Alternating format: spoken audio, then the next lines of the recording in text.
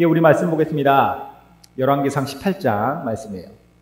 열왕기상 18장 41절에서 46절까지 말씀 우리 같이 보겠습니다. 저와 여러분이 한 절씩 교독하도록 하겠습니다. 엘리야가 아합에게 이르되 올라가서 먹고 마시소서, 큰 빗소리가 있나이다. 아합이 먹고 마시러 올라가야 한다. 엘리야가 갈멜 산 꼭대기로 올라가서 땅에 꿇어 엎드려 그의 얼굴을 무릎 사이에 넣고 그의 사원에게 이르되 올라가 바다 쪽을 바라보라. 그가 올라가 바라보고 말하되 아무것도 없나이다. 이르되 7번까지 다시 가라. 7번째에 이르러서는 그가 말하되 바다에서 사람의 손만한 작은 구름이 일어나나이다. 이르되 올라가 아합에게 말하기를 비에 막히지 아니하도록 마차를 갖추고 내려가소서 하라 하니라. 조금 후에 구름과 바람이 일어나서 하늘이 캄캄해지며 큰 비가 내리는지라. 아합이 마차를 타고 이스라엘로 가니 여호와의 능력이 엘리야에게 임하매 그가 허리를 농이고 이스라엘로 들어가는 곳까지 아합 앞에서 달려갔더라. 아멘. 우리가 이스라엘 역사를 보면요, 이스라엘의 초대 왕이, 일대 왕이 사울이라고 하는 사람입니다. 사울 왕부터 다윗 그리고 솔로몬, 이렇게 1대, 2대, 3대 왕까지는 이스라엘이 하나의 나라였어요. 그러다가 솔로몬 아들 때에서 이 나라가 이스라엘이 반으로 쪼개져요. 남과 북으로, 남쪽은 유다가 되고 북쪽은 이스라엘이 됩니다. 이 분열왕국 시대의 남쪽에는 20명의 왕이 있었고 북이스라엘에는 19명의 왕들이 있었어요. 이런 왕들이 이스라엘을 계속 다스리다가 각각 멸망을 당하는데, 이 42명, 그러니까 사울부터 시작한 42명이죠. 통일왕국 때는 3명이고 분열왕국 시대는 총 39명인데 합의 42명의 왕들 중에서 하나님 앞에 건강하게 신앙생활하고 나라를 올바로 다스렸던 왕이 몇 명이나 됐을까요? 예를 들면 다윗이라든가 히스기야, 요시야 이런 왕들, 그러니까 선한 왕이라고 평가할 수 있는 왕들이 몇 명이나 되냐라는 것이죠. 선한 왕의 커트라인을 아주 낮게 잡아도 10명이 채 안 됩니다. 그러니까 이스라엘의 대부분의 통치자들은 하나님 앞에 범죄하고 나라를 건강하지 못하게 다스렸다라는 것이죠. 간혹 선한 왕이 앞선 아버지 왕이나 앞선 세대 왕이 제대로 다스리지 못함으로 말미암아 나라가 망가졌던 이 나라를 선한 왕이 막 열심히 다시 재정비를 하고 잘 좀 이렇게 좋아진다 싶으면 그 아들이 가가지고 또 이것을 완전히 다 망가뜨리는 그러한 역사가 반복이 되죠. 우리가 사는 이 시대가 왕정 시대가 아닌데 뭔가 좀 익숙한 느낌이에요. 국뽕이 차오르던 이 나라가 갑자기 또 뭔가 문제가 생기는 그런 모습을 보게 되고, 그러니까 이런 것들이 이미 오랜 역사 속에서 우리나라뿐만이 아니라 뭐 다른 수많은 나라들에서, 특별히 이스라엘에서도 동일하게 있어 왔던 모습이다라는 것이죠. 이놈의 악한 왕들 때문에 이스라엘이 몸살을 앓는데, 그 악한 왕들 중에서도 약간 등급을 매긴다면 1티어급 되는 그런 악한 왕이 있습니다. 그게 바로 오늘 본문에 나오는 왕이에요. 아합이라고 하는 왕입니다. 아합은 북이스라엘, 그러니까 북쪽 이스라엘에서 다스렸던 왕이에요. 이 아합이 참 나쁜 인간입니다. 신앙적으로도 그랬고 정치적으로도 그랬고, 그리고 인간적으로 참 추잡스럽고 욕심이 많은 사람이었어요. 게다가 이 아합 왕의 와이프가 또 대단한 여자입니다. 이세벨이라고 하는, 이스라엘 사람은 아니에요. 페니키아, 이스라엘에 지금으로 치면 이제 이스라엘 바로 위에 레바논이 있는데 그 페니키아의 공주였습니다. 이 페니키아의 공주였던 이 이세벨을 아내로 맞아들였는데 이 이세벨이 희대의 악녀예요. 그래서 이세벨과 아합은 이 부창부수, 아주 악한 그런 일들을 했다라는 것이죠. 그렇게 이스라엘을 망가뜨려 왔습니다. 오늘 본문의 시대가 바로 이 아합과 이세벨이 이스라엘을 망가뜨려 가고 있던 그 시대인데, 당연히 이런 악에 대해서 하나님은 그냥 좌시하지 않죠. 그래서 이스라엘에 징계를 내리십니다. 왜냐하면 그 두 부부들 때문에 이스라엘 안에 우상 숭배가 아주 그냥 판을 치게 되었거든요. 그러니까 나라 자체가 완전히 엉망진창이 된 거예요. 그래서 하나님이 그 나라에 문제를 일으키십니다. 그게 뭐냐? 3년 반의 극심한 가뭄이에요. 하나님께서 3년 반 동안 그 나라의 극심한 가뭄으로 징계하시고 국민들은 고통을 당하는 그런 시간이 흘러갔다라는 것이죠. 그러다가 이 3년 만의 징계를 끝내시는 사건을 오늘 이 본문의 사건으로 하나님께서 지정하십니다. 엘리야를 보내셔서 아합 왕에게 엘리야를 보내셔서 이제 하나님께서 이 3년 반의 징계를 끝내실 텐데 그 끝내시는 데 있어서 조건이 있다. 그 조건이 뭐냐? 지금 이 나라를 엉망진창으로 만든 궁극적인 장본인은 아합과 이세벨이지만 그것을 뒤에서 밀어주고 또 앞에서 이것을 끌어준 사람들이 있어요. 이게 누구냐? 우상숭배의 제사장들이에요. 그래서 그 우상숭배의 제사장들을 다 불러 모아달라. 그 사람들과 함께 내가 영적인 전투를 하겠다. 그런 제안을 하는 것이죠. 그게 그 전투의 장소가 어디였느냐? 이스라엘에서도 서쪽에 이스라엘이 길쭉하게 생겼는데 서쪽에는 지중해를 끼고 있거든요. 그래서 이스라엘 서쪽 해안가에 있는 갈멜산이라고 하는 산에 모이자라는 것이었어요.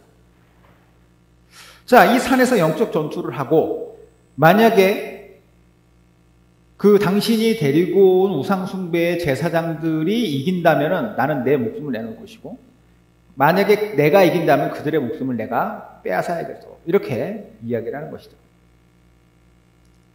자, 당시 엘리야가 붙어보자 했었던 우상숭배 제사장들의 규모가 어느 정도였냐면 바알 선지자가 450명, 아세라 선지자가 400명이었어요. 이 바알과 아세라는 어디의 신이냐? 페니키아의 신이에요.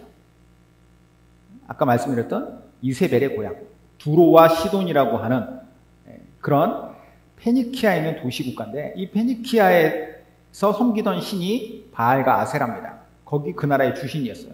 근데 이스라엘 역사에서 보면은 가장 많이 이스라엘에 유입돼서 이스라엘을 병들게 했었던 우상이 바로 이 바알과 아세라였죠. 이 바알과 아세라가 이제 이세벨의 고향에서부터 이세벨의 어떤 힘을, 권력을 등에 업어가지고 이스라엘 안에 완전히 들어와서 그 850명이 거기서 적극적으로 활동을 하면서 그 나라 전체를 엉망으로 만들었다라는 것이죠. 자, 그러면 어떠한 방식으로 영적 전투를 했느냐? 방식은 간단합니다. 자, 우리가 양쪽에 제단을 쌓자. 여기에는 너희의 바알과 아세라를 위한 제단이고 여기에는 내가 섬기는 하나님의 제단이다. 양쪽의 제단에 살아있는 신이 각자의 기도에 응답을 하면 거기에 불이 내려질 것이고 그 재물을 받을 것이다 라는 거예요. 엘리야가 이 제안을 한 뒤에 각각의 제단을 쌓고 기도를 했는데 당연히 누가 이겼겠습니까? 엘리야가 이겨요. 만약에 엘리야가 안 이겼으면 성경에 기록될 일이 없겠죠. 자, 엘리야가 이깁니다. 어떻게 이기게 되었는가 한번 볼까요? 열왕기상 18장 37절 38절 여호와여 내게 응답하소서 내게 응답하소서 이 백성에게 주 여호와는 하나님이신 것과 주는 그들의 마음을 되돌이키심을 알게 하옵소서 하매 이에 여호와의 불이 내려서 번제물과 나무와 돌과 흙을 태우고 또 도랑에 물을 핥으니라. 이게 무슨 말이냐면 앞서서 바알과 아세라 선지자들이 막 이렇게 자기네들의 의식을 했어요. 근데 불이 안 내려오고 아무런 꿈쩍도 안 하는 거예요. 그러니까 엘리야가 그들을 막 비웃죠. 너희 신이 어디 있느냐? 너희 신이 지금 잠자고 있냐? 막 이렇게 그들을 놀려요. 그리고 나서 엘리야가 어떻게 하냐면 그 쌓아놓은 그 제단에다가 물을까지 붓습니다. 그냥 누가 이렇게 불을 붙이려고 하면은 그냥 나무에 불이 안 붙죠. 위에서 신이 불을 내리지 않으면 이것은 도저히 탈 수가 없을 그런 일들을 만들어놔서 그래서 이제 여기에 나오는 도랑에 물을 핥았다 이런 게 물을 계속 갖다 부어가지고 거기에 물이 넘쳐났던 거예요. 제물에, 제단에. 근데 하나님께서 거기에 엘리야의 기도에 응답하셔서 불을 내리십니다. 그리고 엘리야는 자신과 대결했던 제사장들을 다 줄줄이 엮어서 끌고 내려가요. 갈멜산에서 밑으로 내려가면 기손 시내라고 하는 조그마한 시내가 있는데 거기까지 850명을 데려가서 이건 약속은 약속이니까 목숨을 걸고 우리가 했던 것이니까 그들의 목을 다 치게 되는 것입니다. 그게 바로 이제 40절, 바로 앞절의 40절의 내용인데 40절은 그냥 넘어가고 그리고 나서 오늘 본문으로 딱 넘어왔어요. 엘리야가 다시 갈멜산으로 올라옵니다. 이제 마지막으로 3년 6개월간의 가뭄을 끝낼 수 있는 비가 올 것이다 라는 거예요. 자, 저는 이 엘리야가 이 모든 것들을 어떻게 보면은 가장 마지막으로 결정짓고 마지막으로 이제 이것을 딱 마침표를 찍는 그런 일인데 이 일을 하는 기도의 모습을 제가 봤습니다. 엘리야가 기도하는 그 기도와 그리고 하나님께서 그 기도에 응답하시는 것 사이에서 어떤 일이 일어났는가 요거를 한번 우리가 집중해서 보고자 하는 마음이 들었어요. 자, 그러면 기도에 관한 말씀인데 오늘 주제가 가장 기본적인 질문 한번 드려보겠습니다. 여러분 생각할 때 기도가 뭘까요? 기도란 무엇인가? 기도가 뭘까? 미국의 유명한 복음전도자, 가장 유명한 복음전도자이자 설교가가 드와이트 무디라고 하는 분입니다. 이 무디라고 하는 사람이 한참 세계적으로 복음운동을 하고 막 부흥이 막 일어나고 그랬어요. 드와이트 무디의 설교에 의해서. 드와이트 무디가 스코틀랜드의 에딘버러에 갔습니다. 에딘버러에 가서 스코틀랜드에 있는 사람들에게 복음을 전하는데 특별히 아이들을 모아놓고 그때는 아이들을 위한 집회를 했어요. 아이들에게 설교를 할 때 아이들의 주의를 이렇게 딱 집중하기 위해서 그 설교의 주제에 대해서 이야기를 합니다. 여러분들이 생각할 때 기도는 뭘까요? 기도가 뭔지 아는 사람 있습니까? 이렇게 물어봐요. 그냥 무디 생각에는 여기에 대해서 아이들이 대답을 할 거라는 기대를 안 했죠. 근데 아이들이 막 손을 드는 거예요. 그래서 드와이트 무디가 한 아이를 지목해서 네가 생각할 때 기도가 뭐겠니? 그러니까 아이가 이렇게 대답을 해요. 기도란 예수님의 이름으로 나의 죄를 고백하는 것이고 그리고 하나님께서 베풀어 주신 은혜에 대해서 자비하심에 대해서 감사하는 것이며 하나님의 뜻에 맞추어서 우리의 소원을 하나님께 올려드리는 것입니다. 이렇게 대답해요. 자, 무디가 이 말을 듣고 엄청나게 충격을 받습니다. 이 아이를 보고 소년이여 내가 스코틀랜드에서 태어난 것을 하나님께 감사드리노라 이런 얘기를 합니다. 이 아이가 아주 정확한 기도의 정의를 알고 있었다라는 것이죠. 일반적으로 많은 그리스도인들이 기도에 대해서 어떻게 생각하느냐? 큰 착각인데 기도란 뭐라고 생각하냐면 기도는 나의 필요를 하나님께 구하는 거 이렇게 생각을 해요. 기도는 나의 필요를 하나님께 구하는 거. 그러니까 그렇게 생각하니까 내내 기도의 응답은 결국 내가 원하는 것이 이루어졌느냐 이루어지지 않았느냐 이걸로만 판단을 하는 것이죠. 근데 그게 아니라는 거예요. 기도의 본질은 내 뜻을 구하는 요구하는 것이 아니라 하나님의 뜻이 이루어지는 것에 내 뜻이 맞춰지는 것입니다. 그리고 그 내 의지나 내 필요나 이런 것이 필요 없는 게 아니에요. 하나님 앞에 이것을 구하면서 하나님의 뜻에 합당합니까? 하나님의 뜻이라면 이 모든 문제를 하나님께서 해결하실 줄 믿습니다. 아니 하나님의 뜻이 아니라면 나를 바꾸시던지 내 상황을 바꾸시던지 내 능력을 바꾸시던지 아니면 내가 이 일을 내 적극적으로 더 해나갈 수 있는 마음을 주십시오. 이런 것들이 기도라는 거죠.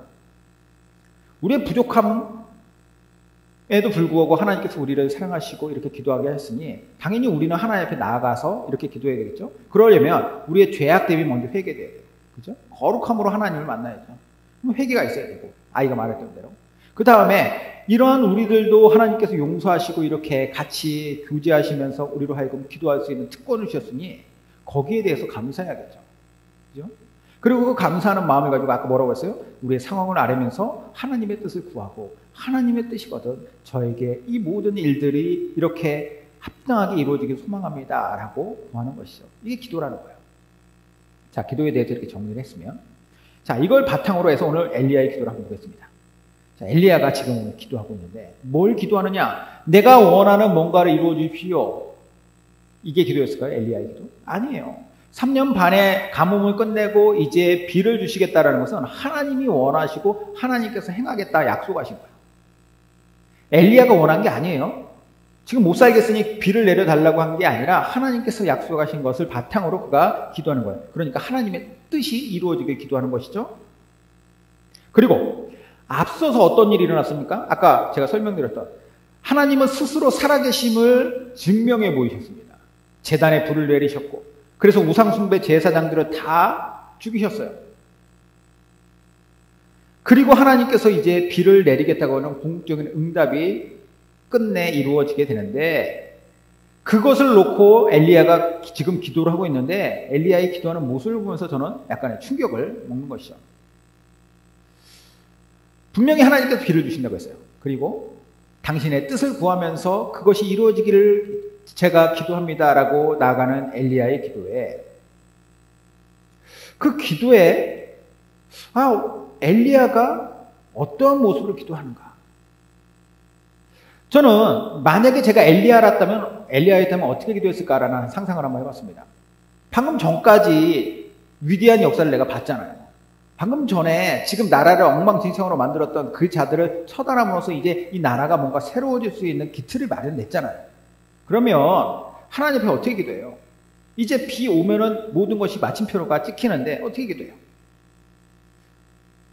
마치 쇼생크 탈출의 포스터 같이 기도하지 않아요? 하늘을 우러러 두 팔을 벌리고 기도하면 하늘에서 비가 막 내리는 그런 장면, 이게 펼쳐질 것 같은데 그게 아니었다라는 거죠. 이게 생각만 해도 멋진 장면인데, 만약에 성경이 인간이 그냥 지어낸 글이라면 이렇게 클라이막스를 만들지 않았을까요? 엘리야가 하늘을 우러러 기도했을 때 하늘이 갑자기 구멍이 뚫린 것처럼 비가 내리더라. 근데 진리의 말씀은 더도 말고 덜도 말고 아주 객관적인 사실을 우리에게 알려줍니다. 그리고 이 사실 앞에서 우리는 어떠한 기도가 하나님께서 우리로 하여금 받고자 하시는 기도인가, 요걸 우리가 발견할 수 있는 거예요. 자, 첫 번째, 하나님 앞에 어떻게 기도하냐? 그는 간절하게 기도해요. 엘리야 41절 42절. 엘리야가 아합에게 이르되 올라가서 마시소서, 큰 빗소리가 있나이다.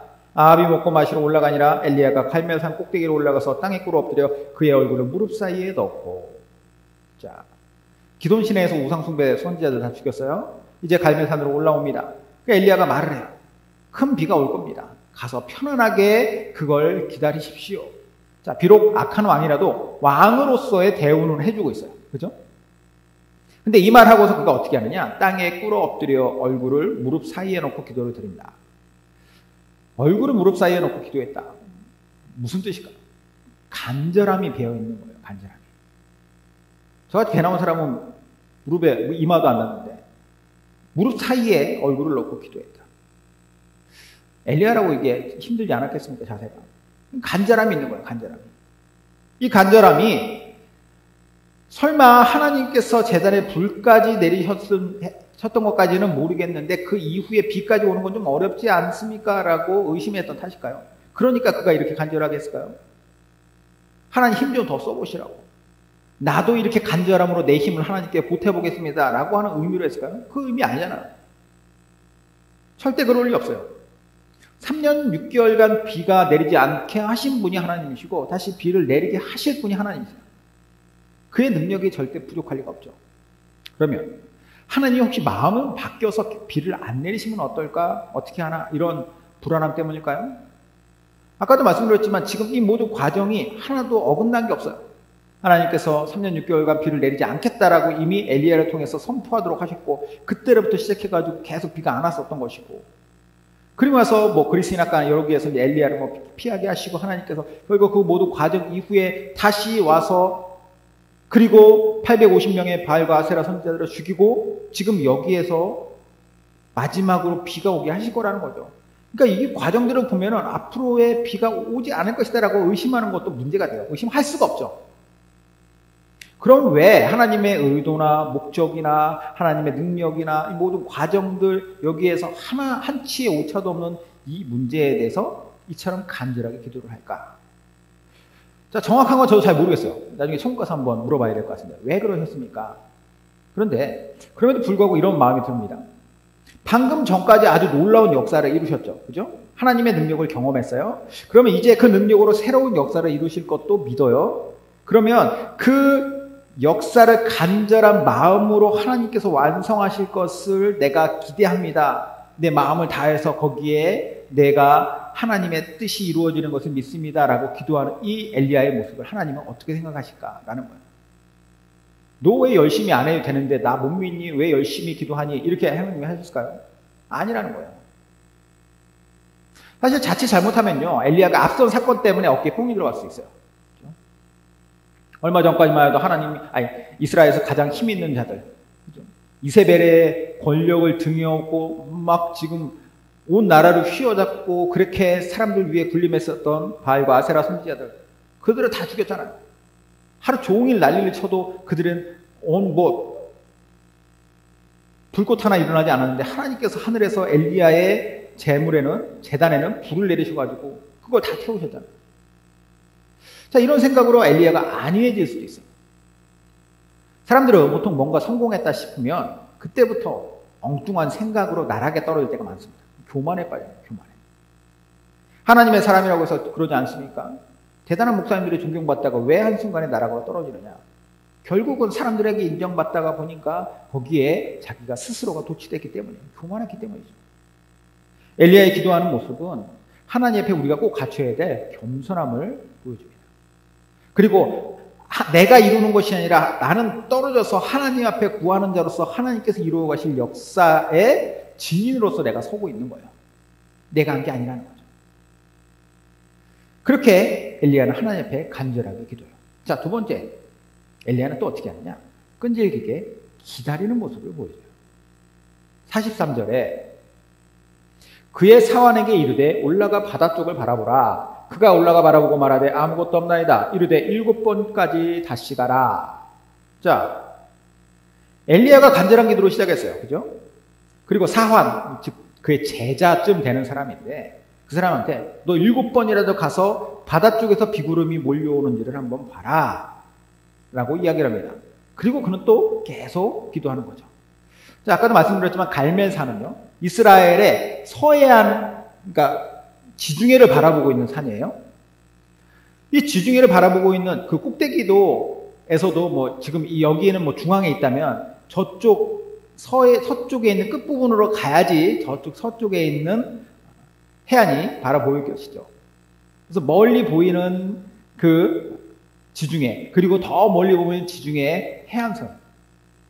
자, 엘리야가요, 비가 오려면 필히 구름이 그쪽에서 온다라는 사실을 알고 있어요. 그리고 이것은 엘리야만 아는 사실이 아니라 상식이었습니다.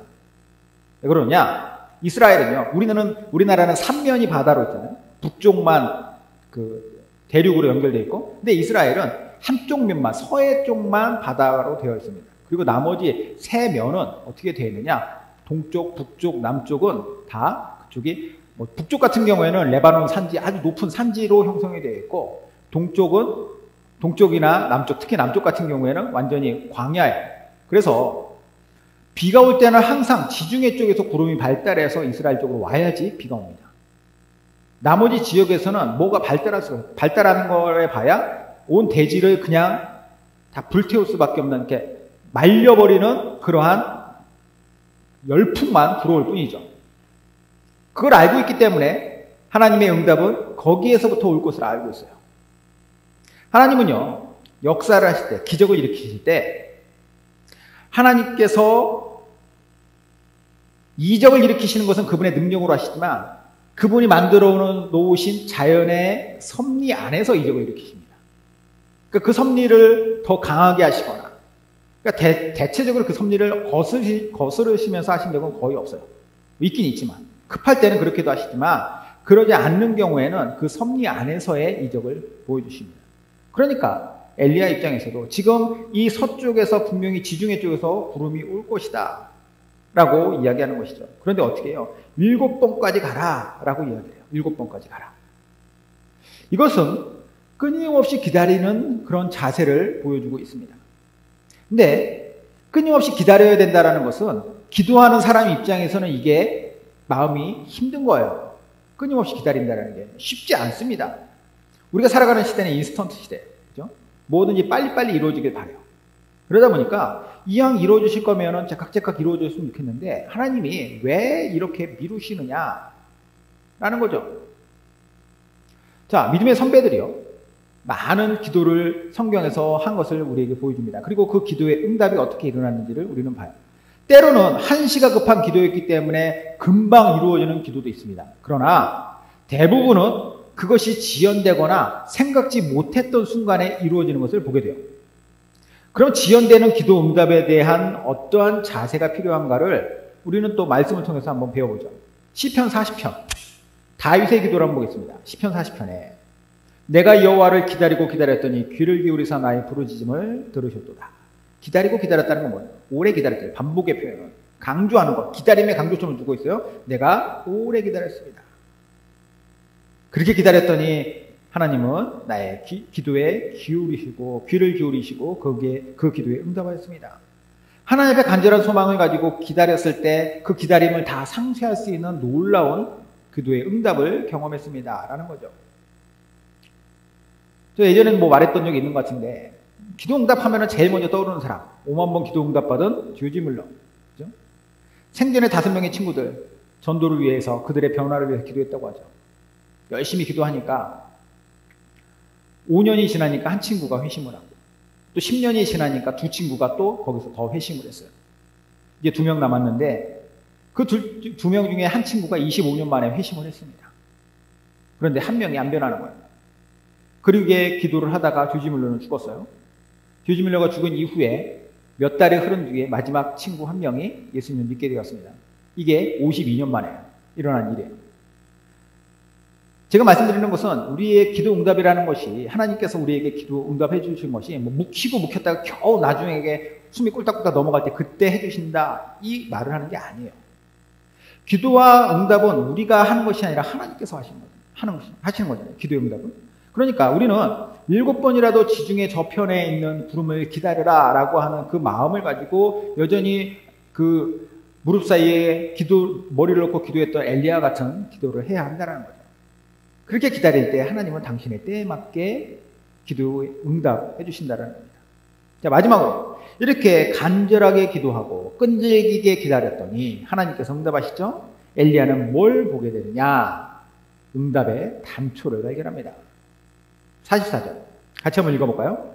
시작. 7번째에 이르러서는 그가 말하되 바다에서 사람의 손만한 작은 구름이 일어나나이다. 이르되 올라가 아합에게 말하기를 비에 막히지 아니하도록 마차를 갖추고 내려가서서 하라 하니라. 아멘. 자, 엘리야가 보낸 사환이 7번째 갔을 때 갈멜산 저쪽 그 지중해 서편에서 저 멀리에서 보이는 사람의 손바닥만한 구름을 봤습니다. 엘리야에게 보고라니까. 엘리야가 뭐라고 하느냐? 벌떡 일어나서 아합에게 글을 보내요. 이제 큰 비가 곧 내릴 것이니 그러면 이제 길이 망가질 것이니까 마차를 타고 내려가려면 지금 내려가야 됩니다. 라고 호언장담을 해요. 근데 지금 산과 엘리야가 본 곳이 무엇이냐? 저 멀리서 몰려오는 시커먼 먹구름대가 아니라는 것이죠. 사람의 손바닥만한 작은 구름이다. 근데 그가 이 구름을 보면서 뭐라고 얘기해요? 이제 하나님의 때가 되었다라고 하는 확신에 의한 말을 합니다. 그럼 왜 그는 확신을 할 수 있었느냐? 이 작은 구름을 시작으로 그 뒤에 수많은 구름의 때를 하나님께서 몰고 오실 것이기 때문이라는 거죠. 그 손바닥만한 구름은 빙산의 일각이었던 거예요. 우리는 종종 모든 것이 완벽하게 이루어질 때까지, 아니 완벽하게 이루어져도 우리의 이성과 상식의 끈을 놓지 못할 때가 많습니다. 기도 응답에서 그럴 때 많아요. 무슨 말이냐? 하나님의 명백한 응답이라고 그때는 믿어져도 시간이 지나면서 이게 나의 신중함 때문 아닐까? 이게 나의 노력이나 나의 노련함 때문 아닐까? 라고 생각을 하는 거죠. 그냥 놔뒀어도 어차피 이루어질 일 아닌가? 운이 좋았던 건 아닌가? 이렇게 생각을 해요. 이런 신앙으로는 위대한 하나님의 역사를 계속 경험할 수 있겠습니까? 입장 바꿔 생각해도 기껏 기도 응답해 줬더니 하나님 입장에서 맨날 이리저리 응답을 훼손할 궁리만 하고 있는데 어떻게 하나님 계속 그렇게 그의 기도에 신실하게 응답하시겠어요? 그걸 받아주시는 것 자체도 이상하죠. 그러니까 의심병을 치료받아야 되고 이게 치료는 결국 어디에서 나타나냐? 관점의 변화에서 나타나요. 큰 먹구름에도 하나님의 손길을 발견하지 못하는 것이 아니라 작은 조각구름에서도 하나님의 손길과 능력을 발견해야 되는 것이죠. 왜냐? 하나님은 약속하셨고 그 약속을 이제 이루어 가실 것이기 때문에. 단초라는 게 뭐예요? 단초. 한자로 단초가 끝단의 처음 초예요. 그러니까 이제 끝이 나고 새로운 것이 시작이 되는 겁니다. 하나님께서 이제는 이 모든 과정 속에서 기도했던 것에 응답을 이루시는 그 모든 역사가 이제 시작된다라는 것이죠. 자, 제가 이 말씀을 준비하면서 자꾸 우리 교회가 오버랩되는 것을 제가 느꼈어요. 하나님께서 처음 개척하라는 마음을 주실 때 확실한 말씀을 주셨거든요. 확실한 말씀. 그리고 그 말씀대로 아주 정확하게 맞아떨어지는 일들이 계속 일어났습니다.